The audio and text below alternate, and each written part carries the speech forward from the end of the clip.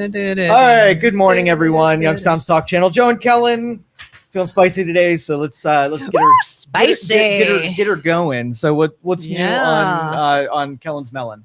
We dedicated a lot of time to ranting yesterday, and I felt beautiful. So if this show, the only thing it does is make me feel better, like I've been in a session. We'll do it every day if we have to. That's all we need. That's what it's for. This is for me. It's about me, not you. Well, here's a quick rant. And I know that we have already discussed this on this show before, but I'm bringing it up again because to me, I've had enough with the freaking bright ass headlights on cars. This is no longer an annoyance. This is dangerous. It is out of hand. There is no reason headlights have to be as bright as they are with zero guidelines. Like, I think you said one time they should be able to angle them down so they're not blinding people. Right. Well, clearly we're not making that a requirement. Right. It's not happening. Why is it that even in the middle of the day, don't even get me started with at night. I'm scared to drive at night because I'm totally blind. Even during the day, I have to literally do this. I'd love to turn right now, but you're shining a spotlight directly into my face and I can't see where I'm going. This has gotten out of hand.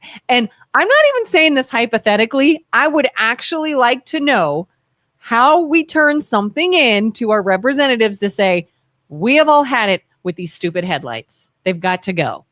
Okay. Well, let me give you my can't statement first. Okay. So there are ways of solving this, right? Yeah. And the reason we can't is because when you drive on any interstate, on any road, and you're around other people, how many infractions or not driving correctly do you think, if you had a clicker in your hand, how many you would rack up in any given day? Oh, like distracted drivers the headlights that aren't pointed correctly, slow in the left lane, improper merges, and whatever. Yeah, it is so prevalent. If you, they do. Well, I'm getting me some of those. So if you were to absolutely just take driving regulations and punish every single person, no one would be able to drive because they'd be bankrupted. So they have laws they can't universally enforce, because if they did, they would be so, just crushing to every driver. And so they can't do that. So now they have to arbitrarily do it. So we have a speed limit. And I watched it when I was younger. You'd get pulled over for 5 miles under, or 5 miles over. Ooh. And then I watched it grow to, well, they wouldn't even bother pulling anybody over 10 miles over. And now it's so prevalent that they do 20 freaking miles over. So if you're going to have a rule or law and you can't universally apply it, and you're scared to actually invoke it on anyone, now what you're going to do is you're going to do discrimination, and you're going to pick and choose who apply to the law to instead of everybody. The breakdown of society is when you have too many laws, you can't enforce them all. And even if you did the righteous thing, which is enforce them all, you couldn't do it. Like, that is the setup for having, I know you started off with headlights, but I would like, drivers to be given little missiles on the side of their car. And when you get a left lane slow driver, that you're allowed to just blow them up off the road. Or how about a driver that's looking at their phone so they go left of center and almost hit you head on? Yeah. I can't believe how often that happens. Yep. So here's so often. Here's it's the insane. So AI is going to get in every car, and the car is going to tattle on you and tell you when you do something, go left of center without a pothole or about whatever, go into the left. It's going to know all the rules, and it's going to see when you do it. It's going to send a little message to law enforcement. And they're either going to send somebody out to observe what the AI saw, or they're just going to be like, I trust AI. It's objective. And they're just going to write mini tickets to everybody. And so you get the first wave of those things so that you get a $1 ticket. This is a reminder that, hey, this is going to go up, and you better get on board with doing the right shit. And, reporting those headlights that are, mal-pointed. My car does it automatically. So when you get AI to the point, the headlights are going to have motors and be adjustable, and it's going to say, oh, driver, you're being stupid. You have this big truck. You don't know how to turn a little Allen wrench to point it directly. So I'm going to do it for you. Why aren't the car manufacturers doing it? They need adjusted regularly. Really? Yeah. So there's a little mount, and it has an X and Y axis. And basically what you do is you pull in front of your garage door. you pick a center line on any markings that you have in your garage door and point your lights below that horizon, right? And as you're driving down the road hitting potholes, those things loosen up and jostle, and then all of a sudden it might be pointed up. And then so you have to do the alignment on a regular basis. So as your car maintenance, which human beings should do, test your blinkers and make sure that your brakes are good and add headlights to the mix. 90% of drivers don't do any maintenance whatsoever. You know what they do? They plop in their car and they go. Yeah. They expect somebody else to do the responsibilities of being a driver, which is making sure your car is roadworthy. And it's probably, I mean, like I didn't even know that you could or should for sure. adjust your have headlights. The responsibility. We're driving 2,000 pounds of a wrecking ball around, and then the dumb people who are given the free will, or, free ability to drive, don't take it serious enough to not put other people in danger. Imagine that. BJ says, yeah, there's night driving anti-glare glasses for like $7 to $20 on Amazon. And they're really good too. Which I'm probably going to get. And then that annoys me that I have to get this. Like I have to protect my eyes because we can't simply put something in place that says, hey, maybe it's not a good idea for a giant spotlight to be on every freaking moving vehicle as people are driving and causing accidents. It's safer. So I don't want to ban those things. I want it so that they're pointed in the right direction so they can be used. That's what I'm saying. First of all, I don't know about banning them, but maybe because they're unnecessarily bright. No, you can argue that fact. But at the very least, there should be a guideline. Either adjust them and point them or have them get that bright on certain occasions. Every car has the brights feature. Here's my normal headlights, and now my brights are on. Why does the normal headlight have to be brighter than the brights have even ever been? And it's like that all the time. A lot of the mechanisms are very weak right now for auto sensing, lanes when you go out of your lane and whatever. So the cameras are not sensitive enough just yet, and they have to illuminate more things because it's doing some of the driving and corrections for you. So it's going to get brighter because those cameras need more data for the automation systems to work. Or the driver could watch what they're doing. We have to create another problem to help solve this problem because this driver is a problem. It is not getting better. We have these entitled drivers who are selfishly getting stupider, not caring. And so what you're doing is saying, what I've been fighting this for 20 years. Hey, everybody's getting stupider. We shouldn't do that. And then at a certain point, you have to acknowledge, no, people are not going to get smarter. They're not going to get more responsible. They're not going to take responsibility for themselves. We're going to have technology fill in the gaps where people are just going to be too stupid to even drive in the future. Just tell me, though, I am correct in thinking we have a problem, which is the human being. Yes. So we created another issue to try to solve that problem. That's what human beings created do a through problem. The adaptation process. Now we have another problem for that problem. That is what we've been doing through all of human history. Yeah. Emmanuel says, are we back at the LED lights again? Yes, Emmanuel, because it's absolutely ridiculous that I can't go anywhere and feel safe and not get a headache on a daily basis because of this light in my eyes. You're so privileged. First world problems, like one guy over so in entitled. Nairobi, is fighting and saying, I got dysentery and my family got from polluted rivers because we shit in our rivers and can't figure it out. We would kill to have headlights and cars. You're like, oh, you got bright lights in your eyes? Oh, okay. Sorry for you. If I get a bright light in my eye and I swerve off the road and kill somebody. Yeah. Has it happened? Is me? Yeah. Thank God, no. To anybody? I don't know. You're just annoyed. It's not causing the don't damage. Don't police officers get hit all the time because of people I don't know what it's called. There's a real thing. That's a different thing. That's basically what we put on the front of every moving vehicle is a spotlight. It's an annoyance right now, but you're seeing the road ahead and it could get dangerous. I get the that. only reason I am able to stay on the road is because I stare at the white line while driving. Yeah. That's the only part of the road I can still see. Nothing in front of me, nothing crossing, nobody. You've adapted. That's all I got. So good luck to anyone or anything outside of where my vision is because I can't look anywhere else if a car's passing. Okay. Let's get off this because you're getting fired up. And You can't do anything about it, and they're not We banning can do those something lights. about it, what? Joe. Tell me. We can write our representatives Ooh, and write we can them. pass some So I'm guidelines. your congressman, and I get a letter from council that the lights are too bright, and the congressman's like, "Okay, cool. Do you have any money for me? No, no money. Listen. Is there a lobby that am I going to make any political ones? No. If I go outside, if I go outside and I tint my windows so dark you can't see in them whatsoever, am I going to get a ticket or pulled over or reprimanded? That's illegal, isn't it? Yeah. To tint your windows, and it's fine to completely blind other drivers like process. That's safe. Let me see due process. So you have tinted windows, and I pull you over because I'm suspicious that the tint's too much. Yeah. I walk up and I take my little tint meter. I have you roll your window down. I put it on there. I get a metric and reading. Yeah. Right. And it says, oh, it measures a 0.4, blocking 40% of the light. The rule is 30%. Here's a ticket for too dark of tint. There's due process. Now do the same thing with your lights were too bright. Yes. Go ahead. Your lights are too bright. Do you have them angled down? No, I didn't even know I could do that. How do you measure too bright? Here's a ticket. How do you measure too bright?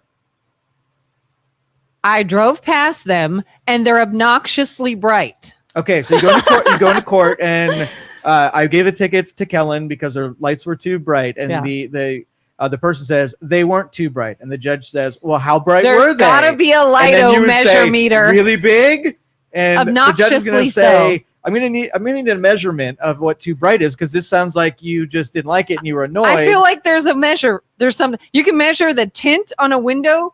Can you not measure light brightness? What a light bulb is emitting? So they have, if you take a camera and you put it at it, it'll give you the lumens at a distance and be able to measure how bright it was. So we would then again have to put measuring devices in cop cars. Yes. That would be able to isolate the brightness of a deal, set a rule that's what's too bright and what's not bright. Yes. Let's do that.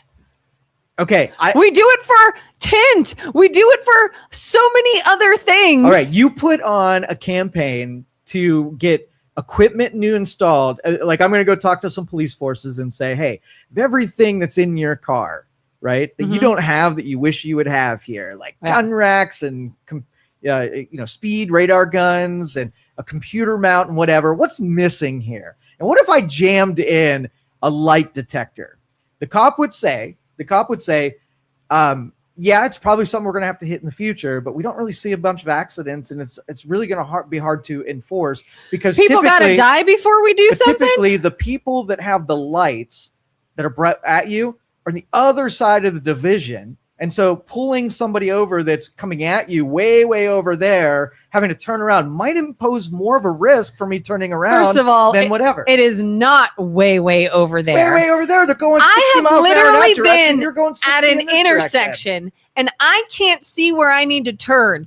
And I had to physically do this. Okay. I'm going to need you to keep it on your radar. Can't you go to the cop car and say, what in this car do you find absolutely no need for? This? Great. I'll take that out. Now you have room for your light reading meter. Why do we have to wait for accidents to happen? Do we wait for somebody to get in an accident before we pull them over because they don't have a seatbelt on? Or do we say it was a dangerous thing, so here's a new law? Yes, it's an annoyance, but I don't think it has risen to the level where you're going to get mass adoption of a light meter. Oh, I disagree. Right, I bet you we could fundraise this cause through the general public. The general public, how many people are annoyed and can't see while driving? I'm going to look up right now. Everybody donate $5, $3. This can be easily figured out. Light brightness rules. Let's see what it states in code right now. Okay, so the code is that it's high beams illuminating objects 350 feet ahead and low beams at 100 feet ahead without blinding oncoming drivers. Without blinding oncoming drivers. Okay, so must underglow. Well, that's illumination. Headlights. It doesn't say the luminosity, so that would probably have to added to code. Yeah, if anything, it has guidelines on it has to be at least this bright. It doesn't say cannot be any more than. So that's but it says without blinding oncoming drivers. They're blinding oncoming drivers. But think of what you would have to do. You would have to ask somebody who was blinded. So you have to track down two people, the offender and the offendee. I'll go outside right now and find another one. Go on. Anyway, there's more to do. There's more row to hoe. And it can be done. Okay. We can make this happen. Take it upon yourself. That's a noble. Listen, anybody listening or watching, go ahead and put in the comments section. I'm in. How much effort do you think this would take to change? Probably not much. I will be an observer. I will not help you with this, but I will observe and you will stand back and clap when you are driving and not blind. Yeah, You're gonna be I'm going to take on the left lane slow drivers because that's easy to pick off those annoying people. And it's typically that's annoying. That's not even a date. Well, it can be a danger. Oh, it is. It can be a danger in the fast lane, 20 miles an hour on differential. a highway, especially merging. It's a danger. Yes, and it's the old people that go over there because they feel safe. Because merging incoming traffic, they want to stay far away from all of the action that's happened, and then they clog up the left lane. And I've asked a couple of people, including some family members, why the hell they do that. And they don't even know that you're not allowed to do that. They have slow? They're clueless that the left lane is whatever because they're old. They took their driving test in 1927, right? They don't typically get pulled over because the cops are like, it's a slow driver. The fast ones are where I'm going. They don't hit social media, so they don't see me complaining about one car with 12 cars freaking behind them. So I say once you hit a generational jump that you have to retake all of your driver's tests you have to do your parallel parking. You have to do the full driver's test. You have to prove that you are competent to effing drive. You have to prove you can adjust your headlights. Yes, exactly. It'll help both of us. All right. So all you old people, because you know, if you ever gone to renew your license and they give you like an eye test and they're like, here's another 10 years, right? Yeah. Don't you think they're like permitting a whole lot of, new granting of ability without really checking to see if you're still a good driver? Oh yeah, it's here's your belt for Taekwondo. I'm sure you're fine. So make it harder so that and honestly, I'm really hopeful that there would be less drivers on the road if they did this because it would dissuade everybody being able to drive. Like when you said, well, this would just make massive amounts of drivers no longer on the road. Good. Okay. Don't threaten me with a good time. Good. Let's do it. Yeah. And Emmanuel's getting into this too. Okay. He's got some stuff. I personally love LEDs, but I also agree with you. Drivers need to actually take 2 seconds to read the instructions and adjust the LEDs after installing. Police should enforce this as well. Yep. You can have your back window tinted, but your front and side windows can't be tinted past a certain percentage, but you still have the glare issue from the front and sides. They made a song about this. I wear my sunglasses at night. Yes. That artist was sick of these bright headlights. It would be a task, but I'm sure it could become a local ordinance if this issue is pushed. Yeah, get on it. I like I said, if you nail it, I will celebrate it with you. All right. Where do I go? Who do I talk to? When's the next time a representative's coming on here? We're talking about this. We have a congressman coming in here on Friday. Really? You want me to slide him a note? And I do. I do want you guys to bring up the bright ass headlights and say, we have had enough. Okay. I'll try to remember to ask him when he's here because I'm sure they're going to be talking about property taxes and the economic future of Ohio. I'll put bright lights on his radar. It's important. And it's an important issue. I want to gauge how much he moves on from that and what he says in response to that because I don't know. I mean, I'm interested to see if he gets all passionate about headlights. So you know how if somebody is negligent, if a business or somebody has been warned about a danger and they do nothing, when somebody gets hurt, they are now held liable. Mm-hmm. That's what this is. We're bringing it up. And when somebody gets hurt because of this, they're going to be like, oh, well, it wasn't a big deal. Those rules are for people. Governments don't take that very serious. Like if you had a pothole that was ruining people's tires and axles and you're like, hey, there's a pothole and it's destroying people's cars here. Right. Yeah. Are they like, oh, they told me about it, so now I'm liable. The next car that breaks, I'm going to have to pay for it. They're like, we'll get to it when we get to it. I don't care about your danger or damage to your car. You do it the second time, like, hey, I'm still reminding you again. Now, if they don't come out and fix that pothole that's wrecking people's cars, do you think they should be liable? Do you think if, like I complain all the time about when government doesn't get something right. I was going to, I think it was Chicago one time, and I pulled into a dump off of a bunch of lanes of traffic into a toll booth. right? And when I got there were 1,000 cars in queue. And I was going to wait 30 minutes to get through this toll. Now, if it were a business and then you just didn't do it right, you weren't efficient, you didn't get these cars through in a reasonable amount of time, what would you do as a business? You'd be like, go through, right? It's our fault. We can't get to you reasonable. But what they do, they made sure every car waited and paid that freaking toll. And I don't care if I made any of you late to get where you were going. Yeah. That's the government philosophy. You know what Chick-fil-A did one time? What's that? Quick story. This is many, many years ago down south. I didn't live too far from a Chick-fil-A, and I went to get lunch one day and went through the drive-thru, ordered, that'll be whatever, please pull forward.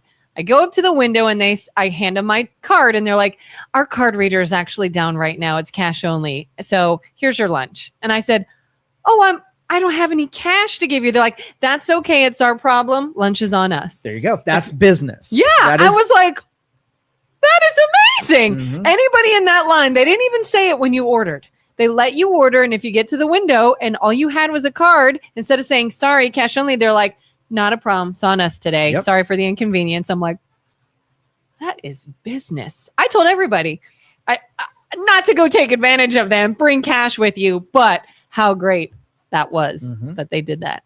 I was like, I'm going to give you all my business. Yep. You know, since yesterday we talked about Social Security, it's one of those issues that every stinking time we mention on the show, the dogma of Social Security acolytes always flood my messages and tell me how wrong I am about Social Security. I don't want to rehash yesterday because, you know, I'm right. You're freaking wrong. And there's no more that I can say that are going to bring you out of the church of Social Security and be reasonable about this. But I do have to mention, because it's been in my brain circulating and I have to put it somewhere, so I might as well here. Yeah. So there are two main reasons that Social Security fails. And all I want to do is throw it out there, right?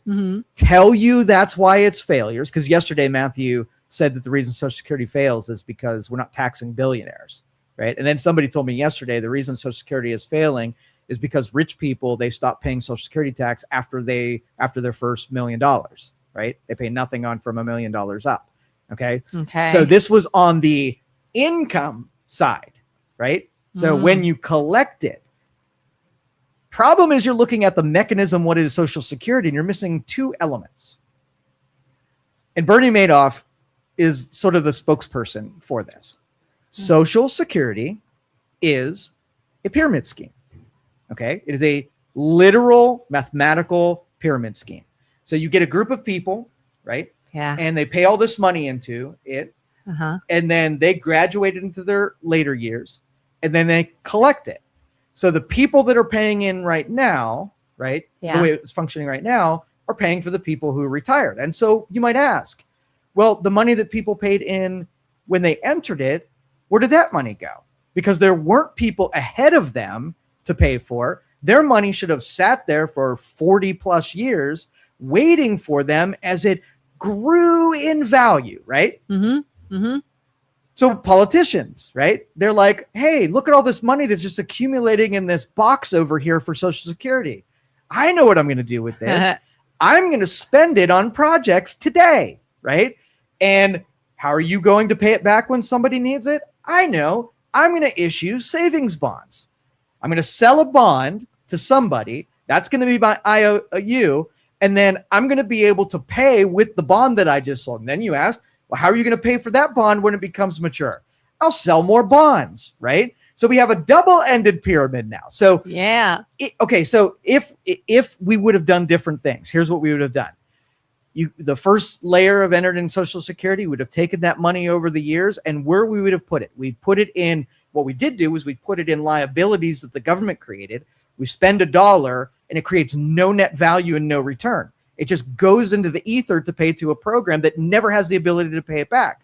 Versus we put it in the capital markets, right? We put it in the capital markets, and then over a 40-year period of time, what you put in, like every 20 years or every 10 years, it doubles. So by the time you go to collect it, the money you put in there will have grown in exponential dividends or what's that called? names escape me, but anyway, the percentage you grow year over year, and then there's much more money than you put there in the beginning, and most of that money you won't be able to use up in that years. You'll get a return on what you put in there. Your checks will be bigger into Social Security.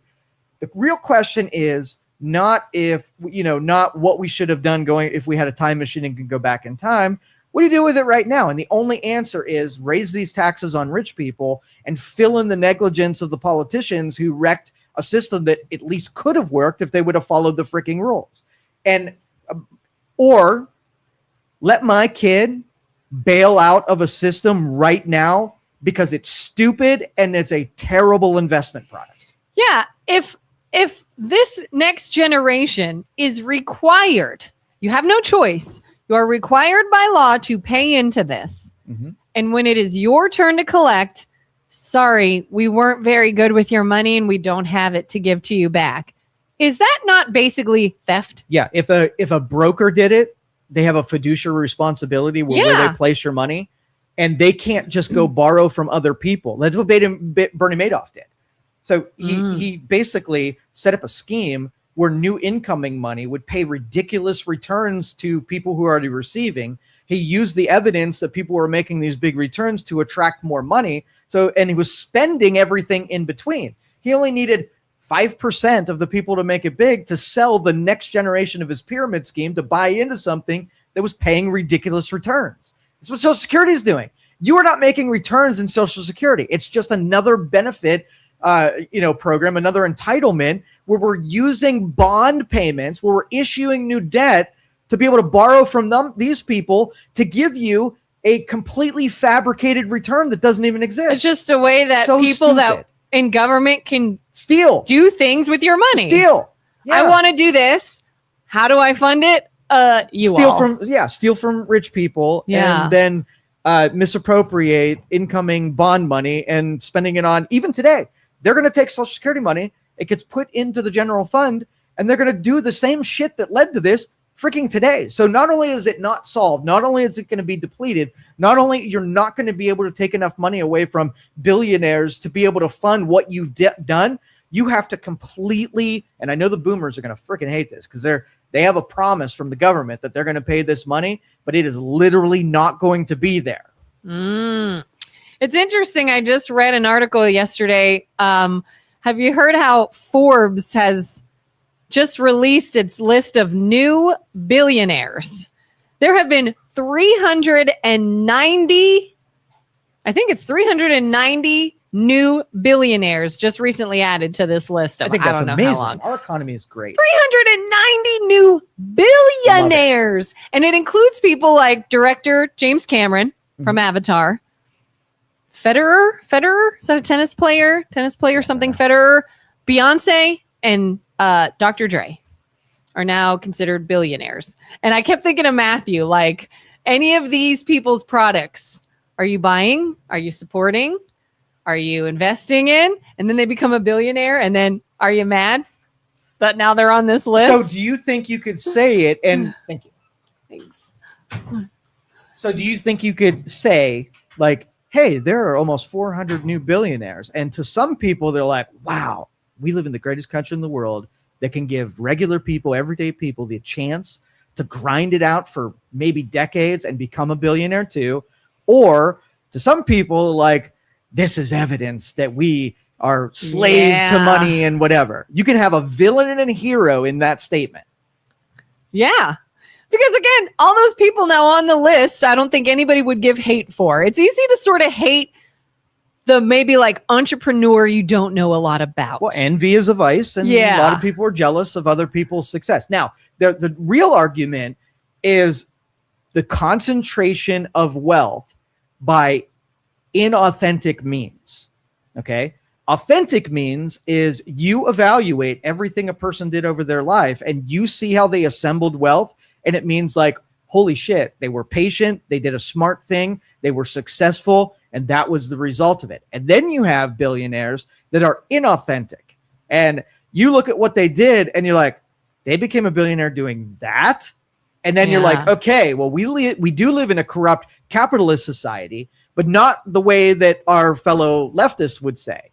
We live in a reward behaviors that aren't authentic. We give money to people who don't deserve it. So if you think a politician that did the politicianing and became a $40 million net worth, if you think being a politician is a sacrifice enough to become a multimillionaire, that's where it's wrong. We do not. Yeah. Now, if you said a teacher who was the best teacher, ranked top 5 and whatever, became a millionaire, now I'm listening because somebody did achieve great heights in spite of something being hard. But if you just get elected for something and you spend 40 years there and you accumulate, that's not real. That is not in a real world. Yeah. Patricia says, once you've earned $176,000 in a year, the Social Security tax stops being deducted for that year. As it should. And I think and really what that means is Social Security, you're putting money away and it's been designated $176,000. You'll never in a 10 lifetimes be able, let's just say you taxed all the way up to $1 million. Well, you're a millionaire. You've probably got other assets over the course of your life. You're not going to need Social Security, but we're going to cap it at 176 because you're never going to really need to collect Social Security anyway. In fact, half of those people don't bother even registering and getting those checks when they get there. So they're dumping money in and never expecting a return on it anyway. So I'm confused.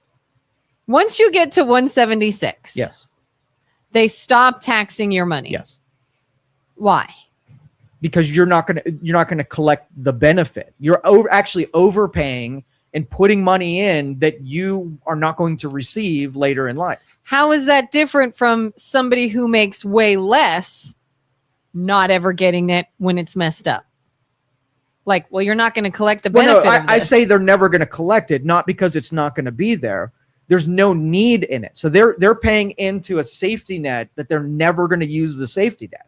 They're paying for something they're never going to get. So it's like, this is a donation. It's kind of the one virtuous thing maybe that they'll do is they'll say, I know you don't need this, so don't bother paying into it. Well, they are paying into it up to 176. Up to that much, yeah. And they're never going to collect it. So they're basically buying something. Oh, so they're giving it away. They're basically giving it away. Now, some of them, even though they don't need it, they're like, well, I paid into this sucker. I'm going to get my $176,000 worth yeah, so they of it, still can. And they are entitled to it. But most of them do not.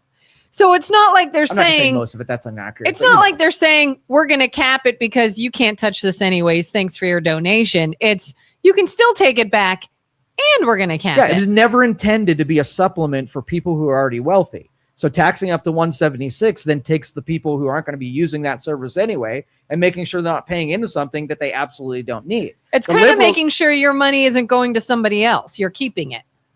Because ideally, if they're paying into it and the government's using it, they're buying a service that they do not need or don't really need to collect. So why pay up to $100 million when what would happen in the future if you made it $1 million? Well, what would happen is that's a huge investment into Social Security. Then all of those billionaires would collect what they're entitled to. What would that do to the stresses of Social Security when they have Yeah, exactly. So it's a protective measure. It wasn't intended to be that because it was never the way we're using it was never intended to be. It should not be the sole income for people to live on for the rest of their life. It is a supplemental that after your regular pensions and your side hustles and every other asset that you created over your lifetime, here's a little bit because as you age, you're not capable of doing more. So we're going to give you 10% of your income in the Social Security thing. You shouldn't be living on the entire thing. But the same you could say for anybody else paying into it is we shouldn't have to do this. Like you said, why can't we take our money, invest it elsewhere, let it work for us? The dependency on it is a social failure, not a success. And liberals say that is one of the biggest successes in our economy because we created a safety net for people who just can't figure out how to trade time for money. So really, it's bad for everyone. The only advantage millionaires have is they have the opportunity to sort of opt out of the failure once they reach a certain point. I think millionaires and billionaires should be able to just say, I don't want anything to do with it. Don't take anything. I'm not going to expect anything at the end. This is just keep this amongst the people. Well, shouldn't anybody be able to say that? Everybody. I think there should be an absolute opt-out of Social Security. So technically, it sounds like it really is unfair to an extent. To force somebody to make an investment? Oh, yeah. No, that should be illegal as hell. And if you can make enough money to free yourself, you can buy your way out of having to do it. That's right. Everybody else not making that much money, they don't have the luxury of buying their way out. Just remember, when Social Security was implemented, the industries were back-breaking, soul-wrenching types of jobs. Yeah. So it's you're going to break your body down. You didn't want to bail out. You really couldn't stay in the workforce any longer. Well, now I think working keeps the elderly more healthy than sitting at home and watching Price is Right. Right? Yeah. Everybody I see who bails out or is used to working really hard and then goes into whatever, their health goes way down. So my theory is if you can get people off of that tit and stop Social Security being their primary method of income, and then force that money that's being gobbled up into a system that's just creating more government waste, that money in the economy will do things like create jobs. There'll be extra money. So that you create jobs for people that elderly can absolutely, I mean, we waste so much wisdom in the elderly that have no connection to helping other generations in their expertise and everything that they've gathered. They need to be in public, interfacing with people, sharing their wisdom and making the society better. Them bailing out and going into becoming a hermit somewhere does nothing to perpetuate wisdom and intelligence forward. So if we crashed it, if we took it away for like, you know what? Nobody has to do this anymore. Take your own money, pull it out, and go do with it what you want. What would fail? What would crush? What sort of things? So right now there are more. We're still at a positive where the people paying in are covering today's recipients. But we're watching as the baby boomers and the generation, less people paying in. Right now, I think we're at 1.2, right? So $1.2 are being paid in for every dollar that's being used by recipients. That number will go where it's 0.7, are paying in for every dollar that's being spent. And now we're losing.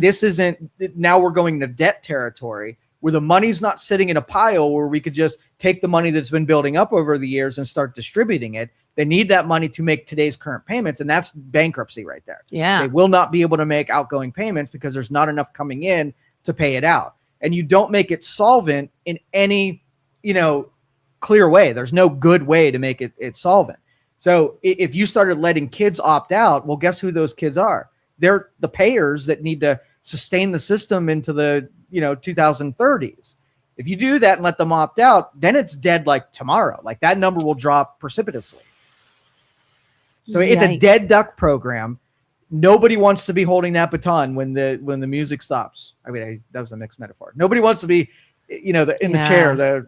And really, the only one protected from any detriment is anyone over 176. Yeah, because but you have to pull the Band-Aid off, let it fail, but have a reason or have a method for taking current recipients and making them whole for a period of time. And once they age out of the system and get in the ground, then they disappear. The middle part who haven't collected, but they paid in all of these years, you'd have to figure out a way to finance those.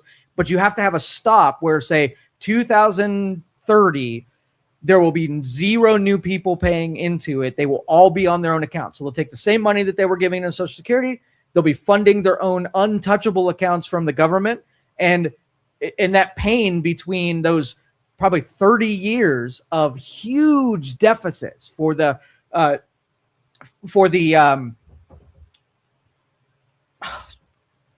was I going to say? Huge deficits for the payouts, the recipients for today. You'd have 30 years of pain, right? Yeah. But as I said, using when these people, when the new generation stop paying into Social Security and start putting it in to their own accounts, and those accounts are backed by securities like bonds and mutual funds and all of that kind of stuff. That's new money that goes directly into the economy.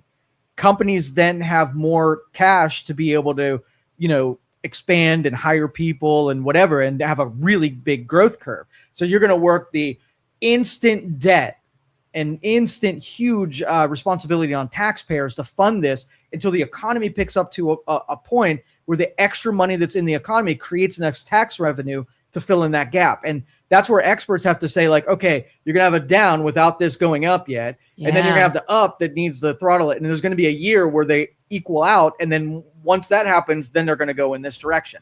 But was Trump's idea about giving this money, all these new accounts to the new babies? That is first step. That's a step That's towards the step this? to establishing those accounts. And once you have an account, then it would be really easy to say your birth account is now your Social Security account that nobody else can touch.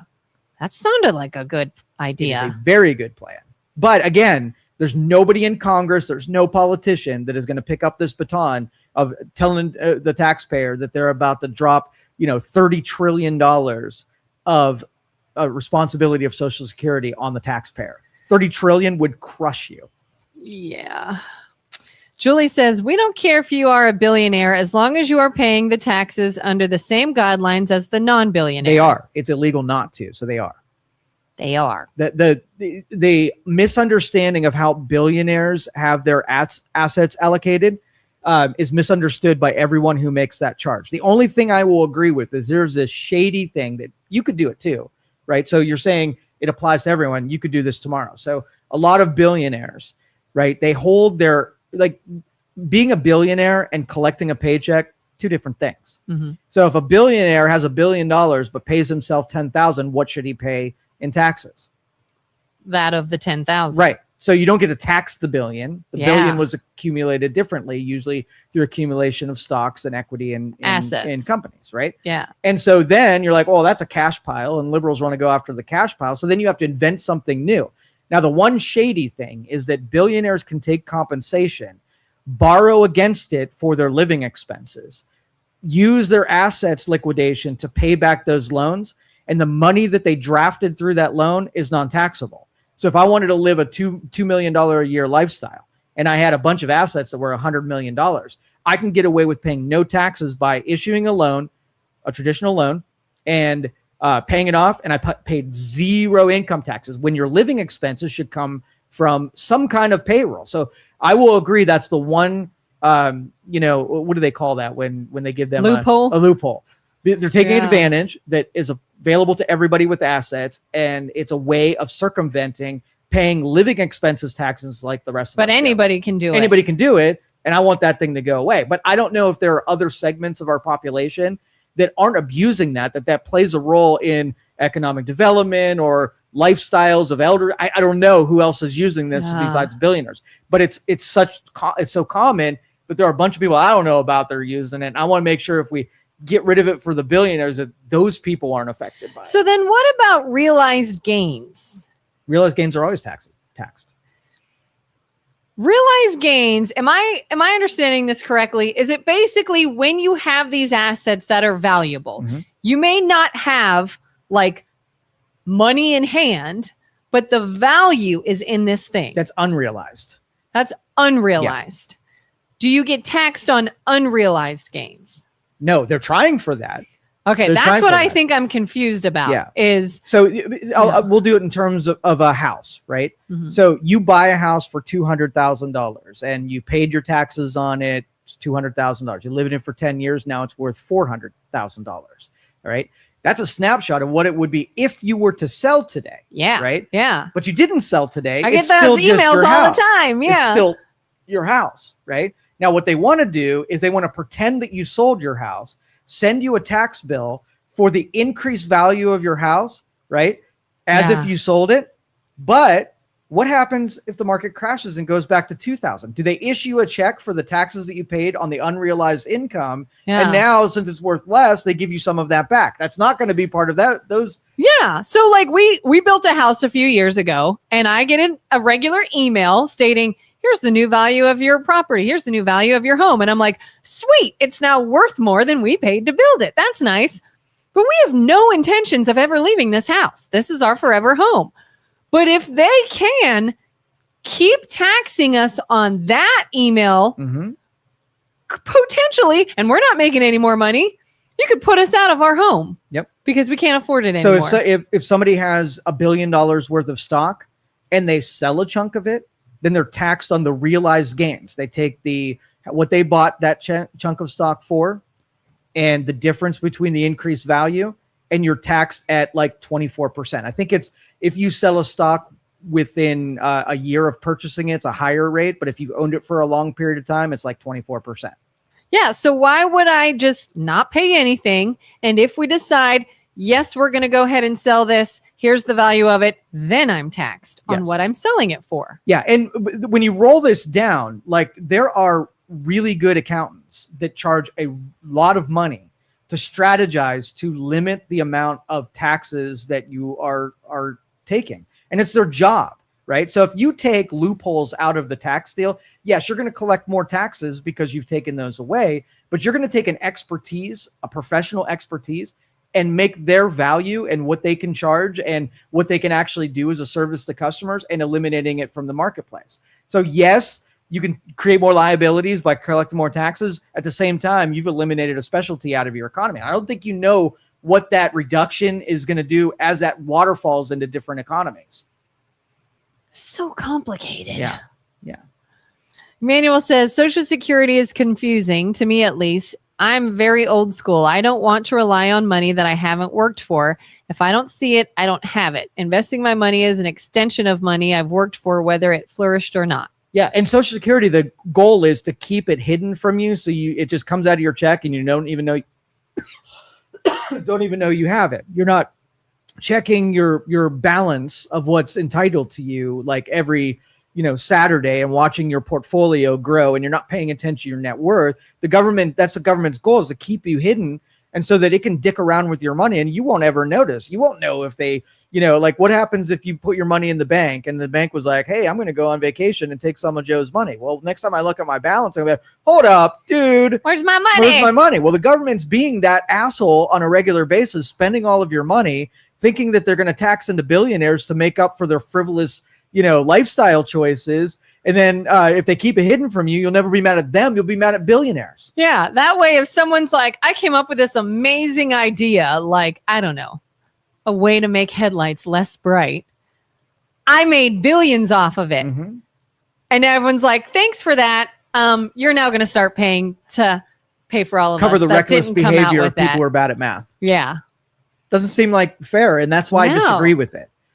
Legitimate, honest, rules for all people is all I'm ever fighting for. That's the real justice, and all this backbiting for people who aren't us, the envy and the greed and all that kind of stuff. That, just it hurts my heart. Yeah. Ralph says, if they take it out of general fund and put all the money they stole out of Social Security back in, there would not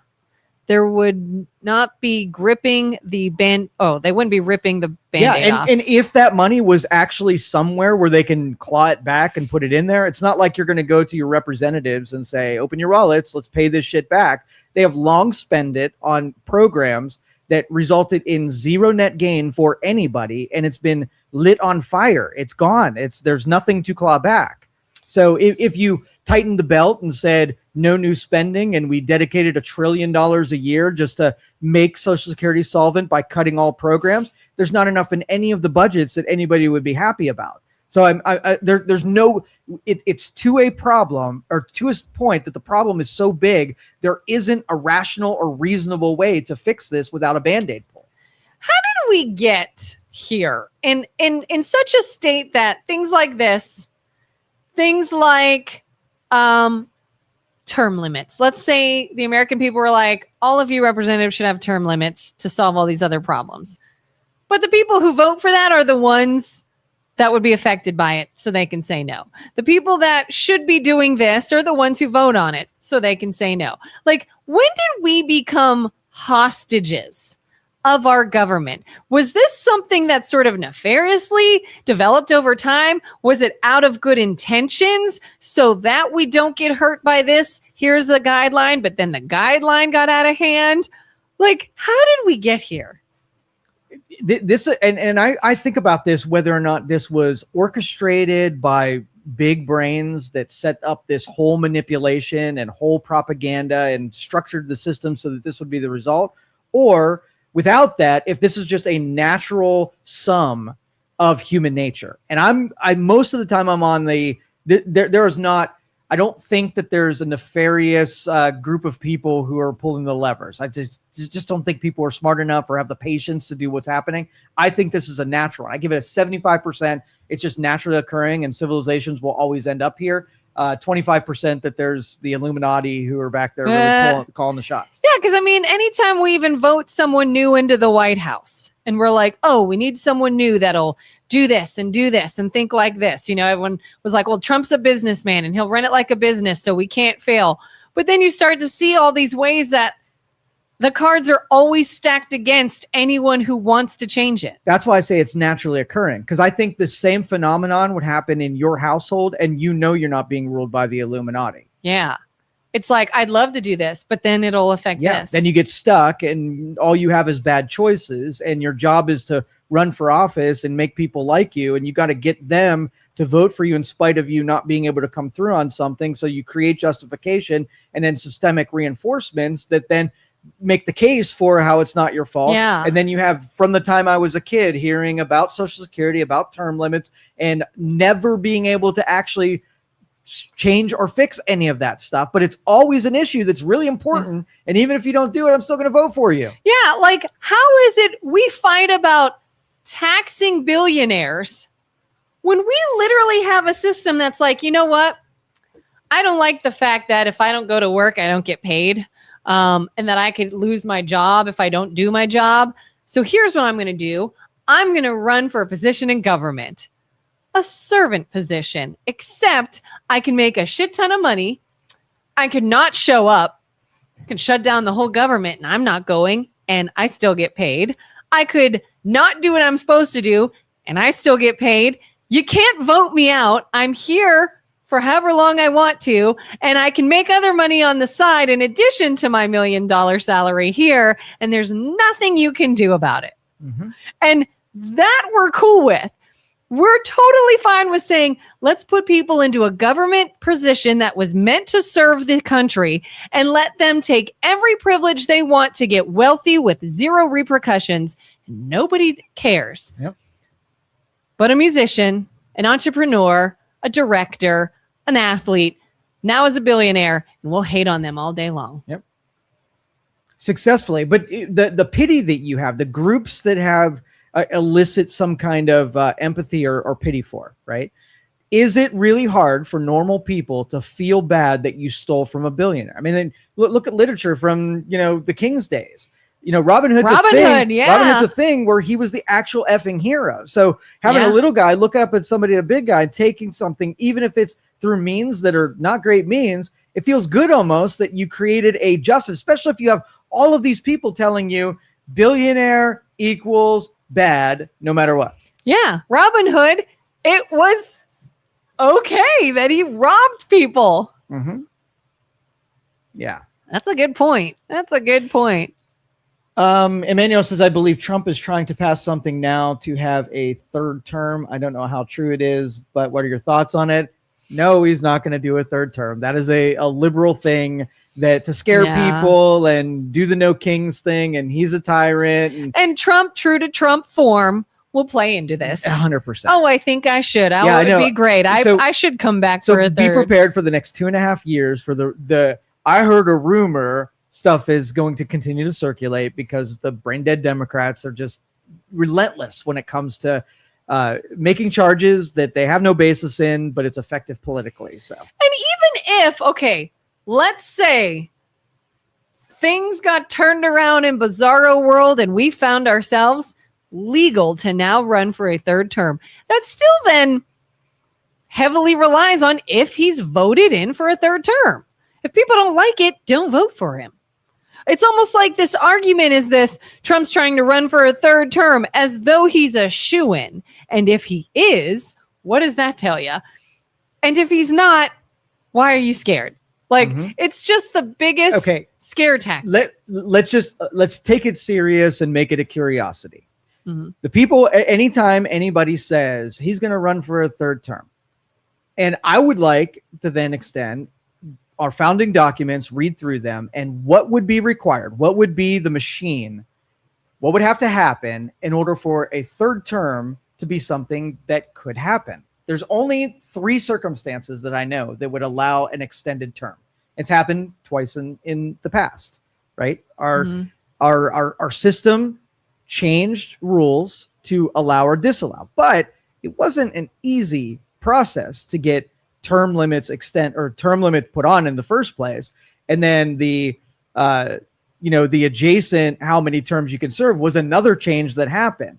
There has to be a lot of will. Now, do you think you could put together the will to say Trump is so amazing, there isn't any other person on this planet that can continue how good things really are? Do you think that you can put a group together big enough to change the actual Constitution to allow a third term? If they can say, well, yeah, he's got the will to do it, then that's the process. That's due process that we've been fighting for. If they don't, then you can short circuit it. You can create a crisis that doesn't necessarily extend into a third term, but you can delay the next presidential election cycle. If there were a war or a catastrophe so big, then it would not behoove you to have an election in the midst of. So that is very unlikely to happen. That's the one I'm more willing to listen to. I could see somebody saying, well, that's what he would do. Okay, but that's a charge. Fair point. Right? So if you start seeing that end up, so let's just say there was a world war, all right, and laws were kind of martial law, whatever was happening. Let's just say a war visited the United States, and now it's just there's a safety issue. There's no voting that's going to happen. We're in crisis. Now, what would happen is Congress would have to suspend regular protocol, the congressional makeup right now. So you could create the circumstances that it's more likely that Congress would suspend, the actual rules to go there. But again, the participation, I think it's 66%. They would have to have a super majority of Congress say, holy shit, yeah, we whatever. So you'd have to have both. Create the crisis and then take lots of Democrats and have them come to the conclusion that an election is not in our best interest. And I don't see that happening. Even if there was a crisis, you would have those Democrats say, nope, we're having a freaking election. Yeah. And that's why, Julie says, it's not a rumor. He said it. Steve Bannon says there's ways to do this. They're effing with you guys. Don't allow yourself to be trolled by Donald Trump. Yeah. That's what he does. Let's go here for a little bit. I feel like people think sometimes we maybe give him the benefit of the doubt and too much credit. So let's bash Trump for a second.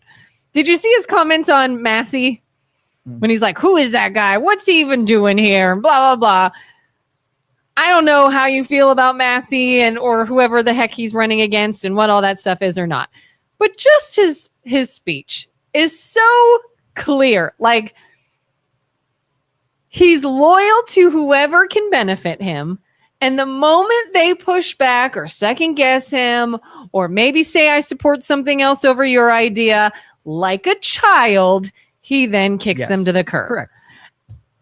This is what he does. This is what the trolling, the comments under his breath, the insults he hurls at people, oh, you're cool. Oh, you don't like what I did? You're no longer cool. This is him. Don't allow yourself to be trolled by Donald Trump.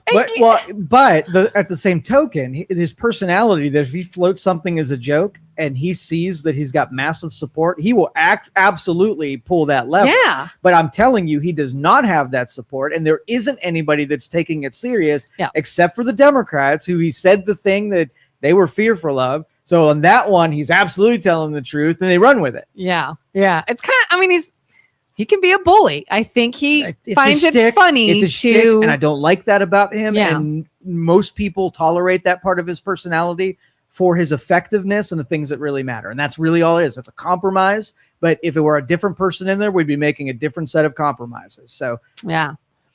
Ralph says, is President Johnson in 1969 did not take Social Security out of its own fund and put it in general fund, you would not have this problem today. 100% right.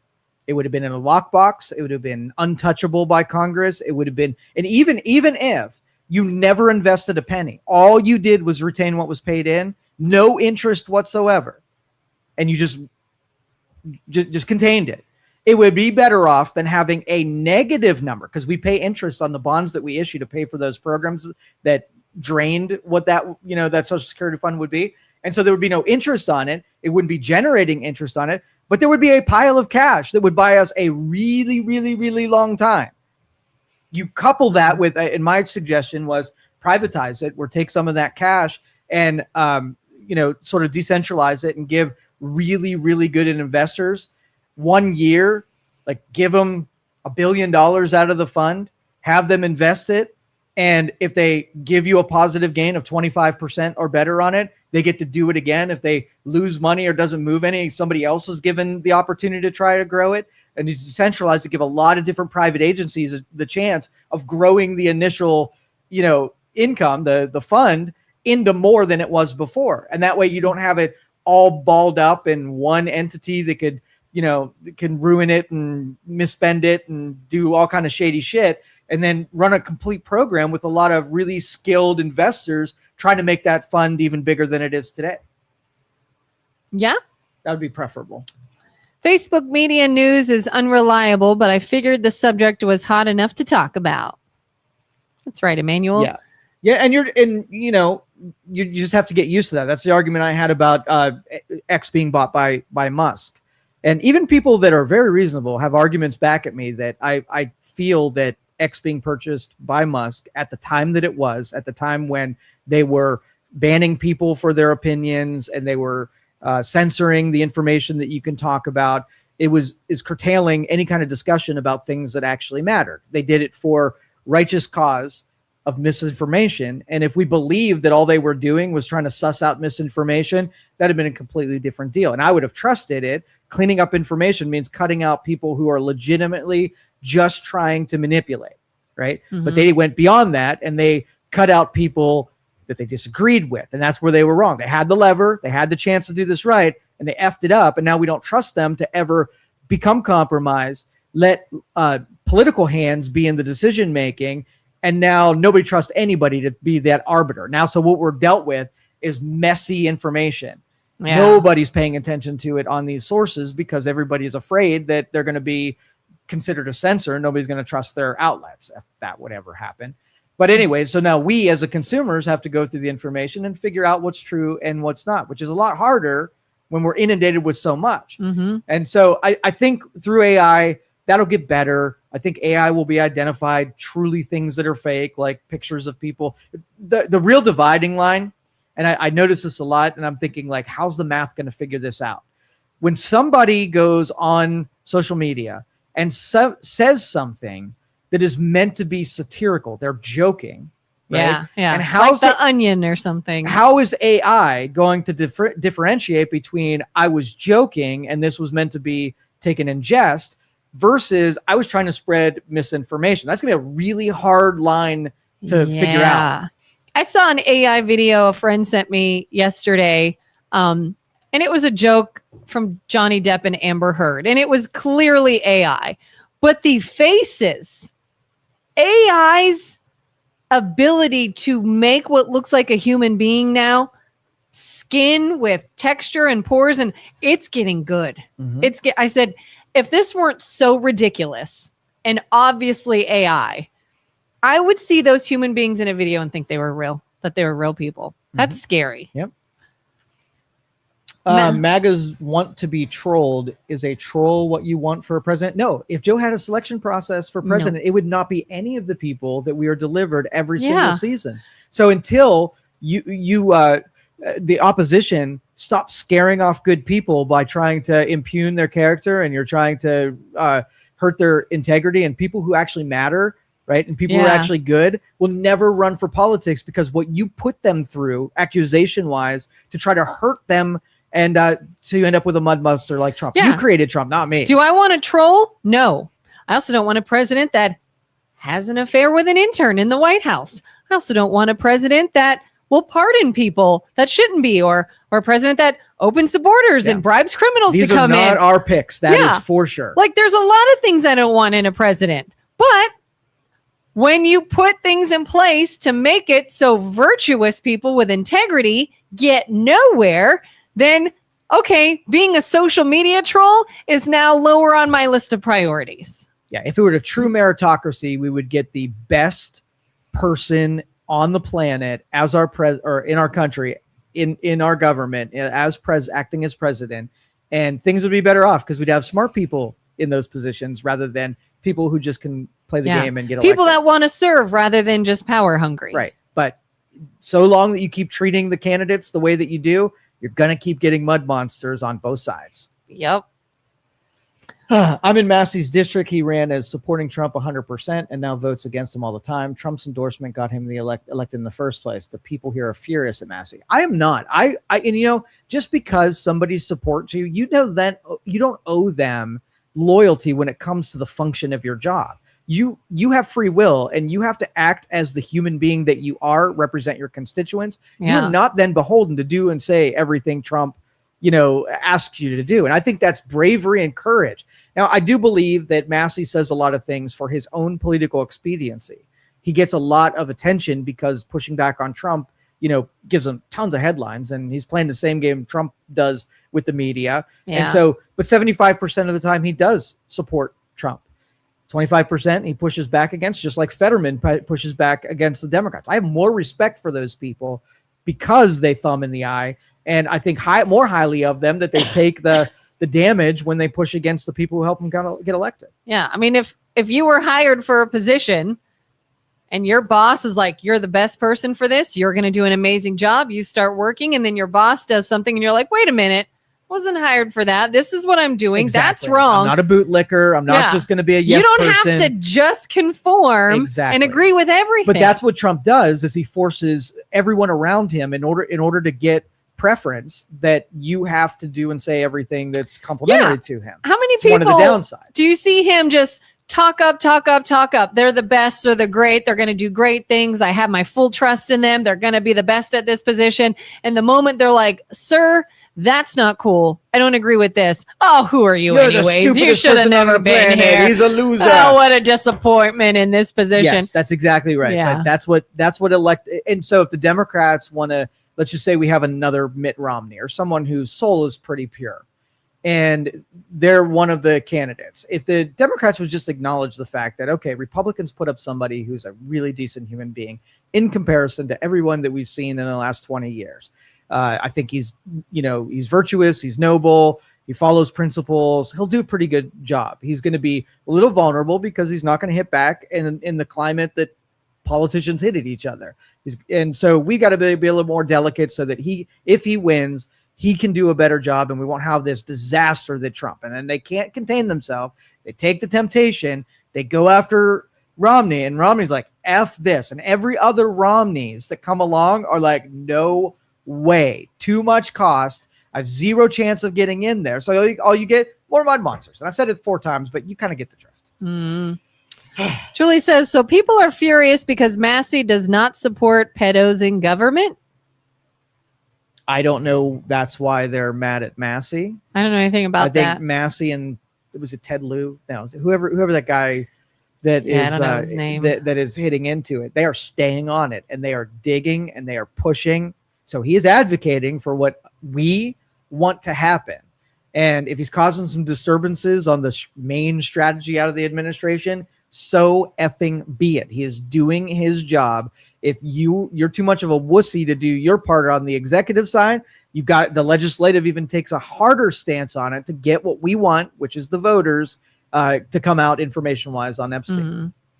Carter says he's not a pedo. That is ridiculous. He never said anything negative about Trump until after he was elected. And that's why I give credence to that. And there is sort of this line of, I'm the best person for the job. I was loyal until I saw something I could not go along with. Or is it somebody that was like, I said whatever they wanted to hear to get hired. And once I got it, all right, here's what I really think. Mm-hmm. 2 totally different things. And depending on where you are politically, you're going to believe one happened or the other happened. And Carter, I think they said that pedos, plural, that we know that we have a pedophilial problem within Congress, people doing illegal things and being able to, cover it up. So I don't think, and I know a bunch of people that are liberals that I have pretty good relationships are stuck on this. Trump is a pedophile. They're making this absolute accusation that it has been determined by court and law enforcement that he is something that has only been alleged by anonymous sources who dropped cases. That is not good enough for me to take a title and say that somebody is something. Yeah. Like if somebody's like, he's a 34 whatever time felon. Asterisks. And then I realized the felony was what he entered into, was it QuickBooks or something? Or what he entered into an account? So, expenses that were coded in their ledger as something that was wrong. Yes. An accounting 34 times felony. in this accounting Yes, program. So his accountants are accounting felons. So when you say he's a 34-time felon, as though he committed a heinous crime, 34 different crimes, falls flat when you're like, oh, you're talking about this one thing, but there were 34 entries in a software system. Yes. 34 different felonies. To me, that's bullshit. You could say he's a felon and I'll listen to you. But the most that you say he's a 34-time felon, don't do that. Don't do that when we all know what that means. Yeah. And if that's what you have, that was a political move, and it's a political felonies, not like real people felonies. Where it would be a real people felony would be if it were you and I, what would happen? How would it have been charged? How would it have been investigated? How would it be presented? And do you think that the president got a different, higher order of magnitude of attention in that department than we would have? Just Absolutely. like they can get away with more, valid, I think they can be accused of more as well. Right. To make them look a certain So I think it's bad. I mean, if you run a business and you're responsible, you've been doing it for years, and if you did this little, like, I don't think it was a mistake, is what I'm saying. Yeah. I don't think the categorization was a mistake. Maybe it was, but even if it was a mistake, you're a big boy, you're running a big boy companies, you got to follow the rules with the rest of us. Which is why if they're like, look what he did, I hear you. Not okay. But he did 34 crimes. No, he didn't. 34 of the same. Yes. Yeah. Like, this is where we differ, and we'll fight over semantics instead of the fact Anyway, that that's look not at what we us do. defending him, right? That is us laying out the truth behind it, because there's a lot of people walking around that couldn't even tell you what the felonies were about. When everybody starts saying, oh, he's a racist, I say, listen, there are so many things you could not like Donald Trump over. Pick one. There's a million things that I could never defend him for, but racist is just not one of them. Mm-hmm. Quit pushing the button and it's not working because that one isn't true. Pick one that is. Yep. And then you don't have an issue. There's plenty of them. Yeah. Carter says bingo, so good explanation. Ralph says, I think when it comes to bills, it should be limited to 5 pages and sent out by social media for the people to look at and agree on or disagree with, not the representatives. Yeah, these omnibus bills, holy shit. They are such a impractical way of passing bills. So I was around some legislators that were putting together entries into an omnibus bill, right? Ew. You know what an omnibus bill is? Not really, no. Okay. So what it used to do is they used to bring up individual bills before Congress, and then they would have debate, and then they would vote down just small bills, right? Small independent bills, where they were small enough that you can read it and know what you were voting on whenever. And then they got like the bright one idea, topic. and then they got the idea to jam hundreds of them together in a stack of documents like this, more information than the people voting on it could ever read, and making it such a big honeypot that if I wanted to slide my little funding bill in an omnibus bill, it would get lost. No one would ever notice that mine was in there, because on the summary page, it's such a small figure in the whole $1 trillion budget. They were like, oh, it's only $500 million. That's nothing percentage-wise of the whole bill. So it's a way, it's a scheme so that really things that would never have a chance to pass individually have a really good chance of passing when it's an omnibus. And that's how you get the kick puppies situation. 100%. I want to put this in place to help homeless, and I want to put this in place to serve our veterans, and I want $1 billion raise and to be able to kick puppies. Exactly. No, I'm not giving you that. Oh, I can't believe you hate the homeless and veterans. That's exactly right. And so like what Ralph said is the complaints from Congress is that if you do every one of them, we have so much struggle in every one of them. This will take forever. We'll have to work really hard, really late nights. Man, we'll have to maybe do some weekend shifts here to get through all of these bills. If I put it in an omnibus bill, Like I can work 4 days a week or maybe even 2 days a week, vote on this sucker and take an extended vacation. Yeah. I want that one better. Again, how did we get here? How is that even allowed? Mm-hmm. How did we go from here's a bill that makes sense and here's an omni bill? They get away with it. Was it to like, did they like maybe originally they thought to save time, let's do multiple causes they can get more once? done. They feel like if the legislature can get more stuff done, that they're serving the American people. And the omnibus bill lets them get more stuff done. They can pass 1,000 until bills it didn't, and now it's a problem because nobody saw the glaring problem with creating a bill that's too big for anybody to comprehend or read. Now nothing gets done. Nothing gets done. Oh, thank you, Carter. Kelin brightens my day on Sunny 100 too. Appreciate you, Carter. Julie says, we may not be math geniuses, Joe, but we can put 2 + 2 together. If you are a friend of the worst pedo in modern history, if you are mentioned at least 38,000 times in the files, if you have a history of SA, if you hire porn stars, if you make comments about little girls, if you have been sued for SA by underage kids before, if you hide the files, you are probably a pedo. Probably is a cool word by me. Like you can say it could be probability, it could be possibility, it'd be I wonder if, or I think he is. Those are all good words. Yeah. It's only when you drop the whole I might be wrong part of this out of the equation is when I get pushed. I push back. Carter says blah, blah, blah, Julie. Because again, we would say, look at evidence. How likely is it? Does his chances increase with all of the things she just said? Fair. If you can also keep in mind what we just said about because you're in position, can people make more accusations? Can people say that you did something when there was an explanation? Change it. Let's put this back on Julie. And this is not to be mean to you, Julie, but I just want you to juxtapose these two simple ideas. Yeah. Okay. We just went through the illegal immigrant thing and everybody universally said due process. We all believe in due process. You know, due process affords every single person that an accusation doesn't live with you forever, right? Yeah. So I can say that I think something is something. I think Donald Trump is X. And I would say due process. Well, what is a due process? In our country, it is you're innocent, completely innocent until you are proven guilty by a jury of your peers, right? Mm-hmm. Now, so I ask, if you accuse someone, should we not afford Donald Trump due process to have to answer to accusations with the same strength as a jury of peers came to some kind of agreement on? Yeah. And I mean, we heard similar things about Biden.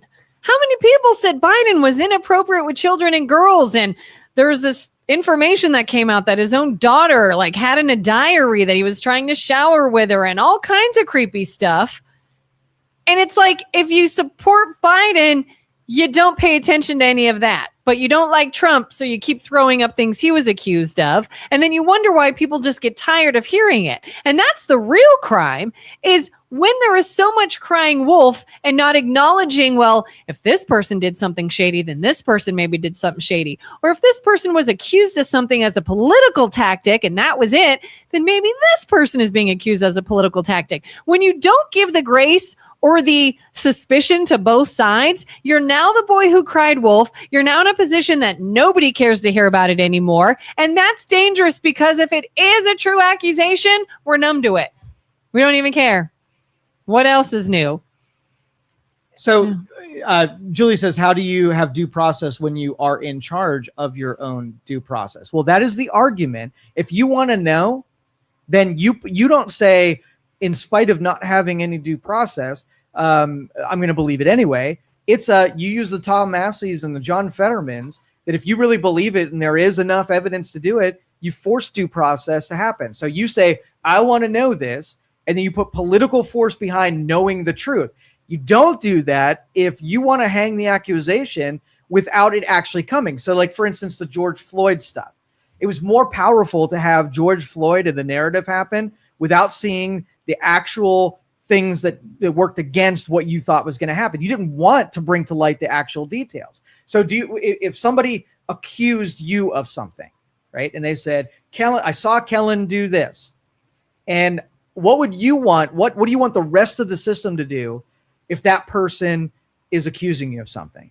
Do you want to know their name? Investigate it, yeah. So anonymous source is suspect, right? Yeah. How about if they recant or drop the charges? Yeah. Like happened remember the lacrosse players and the accusations that happened there? Oh, yeah. Right? We have a lot of people who anonymously accuse a lot of things, and they're allowed to be protected by the shroud of the Department of Justice, and then they can hide in that forever and nothing ever comes of it. Yeah. So dig through that trove of why innocent people who are accused of things are able to be sacrificed for that political strategy. Does the accuser benefit somehow by accusing me? Are they getting something out of this? Somebody gets a sports contract and somebody comes out of the woodwork and says he sexually assaulted me 9 years ago. That's suspicious to me. Why about the timing? What about it? A payoff can happen maybe when they get a big contract and all of a sudden something happened that may or may not have happened.